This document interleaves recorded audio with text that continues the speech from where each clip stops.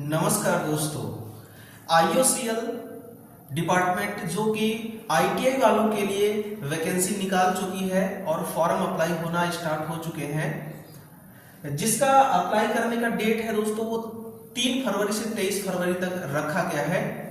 तो इसका आज हम सिलेबस डिस्कस करने जा रहे हैं, आपके साथ चर्चा करेंगे कि इसमें क्या क्या पूछा जाएगा।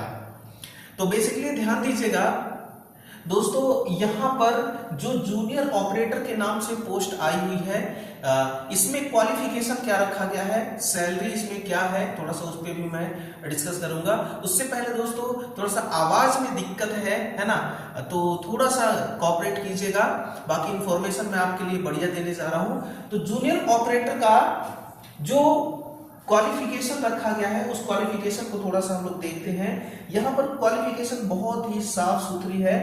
आप देखिए, ये आपके पोस्ट का नाम है ना, ये क्या है, ये आपके पोस्ट का नाम है। पोस्ट है कि junior operator grade first, junior operator grade first. इसमें आपसे जो योग्यता मांगी गई है, ये योग्यता बहुत ही सिंपल है। 10th अगर आप पास हो चुके हैं और साथ में आप ITI किए हुए हैं, है ना। किस किस ट्रेड का ITI चलेगा? Electronic mechanic, instrument mechanic, chemical plant वाली, है ना, और इलेक्ट्रीशियन, मशीनिस्ट, फिटर का भी है, और मैकेनिक कम ऑपरेटर इलेक्ट्रॉनिक कम्युनिकेशन सिस्टम वाली भी है, वायरमैन, है ना, इलेक्ट्रीशियन और वायरमैन। कई बार सवाल रहता है कि सर मेरा इलेक्ट्रीशियन नहीं वायरमैन है, क्या मैं इसके लिए एलिजिबल हूं? तो हाँ, आप भी फॉर्म को अप्लाई कर सकते हैं। फिर मैकेनिक, इंडस्ट्रियल इलेक्ट्रॉनिक भी है, और इंफॉर्मेशन टेक्नोलॉजी IT डिपार्टमेंट जो ESM, इसके साथ में ESM जो होता है। तो इतने ट्रेड को इन्होंने इस बार एलिजिबल किया हुआ है, आप अप्लाई कर सकते हैं। लेकिन यहाँ पर जो एक और दिक्कत आ रही है वो दिक्कत ये है कि वर्क एक्सपीरियंस भी चाहिए। तो जो आपके लिए एक्सपीरियंस इसमें रखा गया है वो ओनली 1 ईयर का है ना, ओनली 1 ईयर का है। तो एक बात यहाँ से ये भी बात सुनिएगा कि कई सारे जो छात्र होते हैं वो अप्रेंटिसशिप करते हैं ना, 1968 के तहत 1 साल का अप्रेंटिस करते हैं। तो गवर्नमेंट ने इसको पूरी तरह से अप्रूवल दे दिया है कि अगर आप अप्रेंटिसशिप किए हुए हैं तो उस अप्रेंटिसशिप के कंप्लीट हो जाने के बाद जो आपको 1 साल का अनुभव प्रमाण पत्र मिलता है, वो यानी कि 1 साल का जो काम करते हैं आप वहां पर, उसका लेटर जो मिलता है वो अब एक्सपीरियंस के तौर पर काम आएगा। यानी कि जितनी भी वैकेंसियां आएंगी वो अब एक्सपीरियंस के रूप में उसको काउंट करेंगी। तो वही चीज है यहाँ पर कि आप अगर अप्रेंटिसशिप किए हैं तो 1 साल का जो आपको लेटर मिला हुआ है वो वर्क एक्सपीरियंस को रिप्रेजेंट करेगा, है ना। तो इस प्रकार से आपका ये पूरा सिनेरियो है क्वालिफिकेशन का, है ना। तो ये रहा आपका क्वालिफिकेशन। लेकिन आज के सेशन में जो मैं आपसे बात करने वाला हूं वो है आपका सिलेबस क्या है ना। ये आपके लिए सबसे बड़ी सवाल है कि सिलेबस हमें क्या क्या पढ़ना होगा। तो सिलेबस में देखिए, पहला तो है आपका सेक्शन फर्स्ट, नॉन टेक का बता रहा हूं मैं, है ना। सेक्शन फर्स्ट में प्रोफेशनल नॉलेज और GS जनरल साइंस। अब जनरल साइंस में थोड़ा थोड़ा आपको सब कुछ ही पढ़ना पड़ेगा, फिजिक्स, केमिस्ट्री, बायोलॉजी, है ना। इसको मिला करके 50 नंबर का, ये देखिए 50 मार्क्स के यहां से सवाल पूछे जा रहे हैं। और साथ में ही उसी पेपर में सेक्शन B भी रहेगा, जिसमें न्यूमेरिकल एबिलिटी हो गया, मैथमेटिक्स वगैरह जो हो गई, 20 सवाल इसके 20 नंबर के। रीजनिंग के भी है यहाँ पर 20 क्वेश्चन, और जनरल अवेयरनेस के भी है 10 क्वेश्चन। इस प्रकार से आपका 100 क्वेश्चन जो है कंप्लीट हो गया, है ना। तो नॉन टेक जो है वो 100 क्वेश्चन का रहने वाला है। और यहाँ पर आपसे बोला गया है every candidate will have to secure a minimum of 35% special cut off marks, है ना। बोथ सेक्शन A और सेक्शन B मिला। सेक्शन A में देखिए आपसे ये बोला जा रहा है कि 35% आपको, है ना, कट ऑफ मार्क्स बोला जा रहा है कि minimum of 35% sections cut off marks in both section A, है ना। ये हो गया आपका। और दूसरा पॉइंट है कि overall cut off marks in the computer based test 40%, ये हो गया। और बाकी का आपका relaxation in the above mention minimum qualifying marks for ST/SC candidate, है ना। Be 5% against the specific reserve position. तो ये आपके लिए ज्यादा मायने नहीं है, इसको आपको ध्यान देने की बहुत ज्यादा जरूरत है नहीं। देखिए ये आपका सिंपल सा सिलेबस है। इसके बाद आपका यहां से मैं आपको दिखा दूं कि जो टाइम वगैरह है ना एग्जाम देने का, वो है आपसे 120 मिनट आपको दिया जाएगा। ये रहे सब्जेक्ट, इसका डिटेल में आगे आपको देने जा रहा हूं कि प्रोफेशनल नॉलेज में आपको क्या पढ़ना होगा, ठीक है ना, और न्यूमेरिकल एबिलिटी में क्या है, इसमें क्या है, इसमें क्या है ना।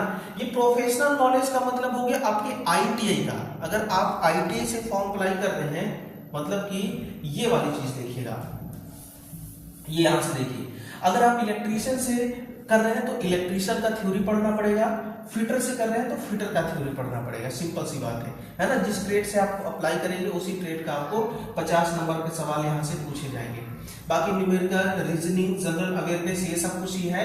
आप यहां से देख सकते हैं कि रीजनिंग एबिलिटी में क्या क्या पूछा जा रहा है ना। तो 5 खंड इसके हैं, 5-6 खंड इसके हैं, यहां से आप रीजनिंग कवर कर सकते हैं डिटेल से। और न्यूमेरिकल एबिलिटी जो है, सिंप्लीफिकेशन भी है इसमें, है ना, मैथ का, नंबर सिस्टम, डाटा इंटरप्रिटेशन और परसेंटेज, प्रॉफिट एंड लॉस है, एवरेज वगैरह, रेशियो, प्रोपोर्शनल, है ना, ये सब कुछ है। वहीं पर ये रीजनिंग हो गया, जनरल अवेयरनेस हो गई। साथ में ही आप देखिएगा जनरल अवेयरनेस में करंट अफेयर हो गया, बैंकिंग का अवेयरनेस है ना, फाइनेंशियल टर्म्स हो गया, इकोनॉमिक अपडेट हो गया, और इंपॉर्टेंट डे, अवार्ड वगैरह, और यूनियन बजट, ये जो होते हैं ये सब करंट अफेयर जनरल अवेयरनेस में आपको पढ़ना होगा। फिर एक और टॉपिक आपका रह जा रहा है, ये वाली टॉपिक आपकी रह जा रही है ना, जो है आपका प्रोफेशनल नॉलेज। अब प्रोफेशनल नॉलेज में क्या क्या पढ़ना है, देखिए जैसे कि आपको इलेक्ट्रॉनिक मशीन, है ना, मैकेनिक का भी थोड़ा बहुत नॉलेज होना चाहिए, इंस्ट्रूमेंटल मैकेनिक का। अब देखिए जैसे कि एक छात्र है, आईटीआई किया हुआ है इलेक्ट्रीशियन ट्रेड्स, ठीक है ना, ये इलेक्ट्रीशियन ट्रेड से आईटीआई किया हुआ ये एक छात्र है। अब उसके जो सब्जेक्ट में जो इलेक्ट्रीशियन थ्योरी है, उसमें इलेक्ट्रॉनिक भी पार्ट है, इंस्ट्रूमेंटल भी पार्ट है ना, और इलेक्ट्रीशियन का तो है ही, इलेक्ट्रीशियन का बुक ही है, और साथ में थोड़ा सा मशीनिस्ट को भी आपको ध्यान में देना होगा ना, इलेक्ट्रीशियन, ये सब कुछ है मिला करके प्रोफेशनल नॉलेज है आपका। ये सब कुछ आपको पढ़ना पड़ेगा, है ना। या फिर ये भी हो सकता है, ये भी हो सकता है कि इलेक्ट्रीशियन वाला अपना इलेक्ट्रीशियन पढ़ेगा, मैकेनिकल वाला अपना मैकेनिकल पढ़ेगा, इंस्ट्रूमेंटल वाला इंस्ट्रूमेंटल, इलेक्ट्रॉनिक्स वाला इलेक्ट्रॉनिक्स पढ़ेगा, और केमिकल प्लांट वाला अपना केमिकल प्लांट का थ्योरी पढ़ेगा ना, ऐसे ही है। तो इस प्रकार से यहां से 50 क्वेश्चन आपसे पूछे जाएंगे, और ये आपका सिलेबस हो गया कंप्लीट।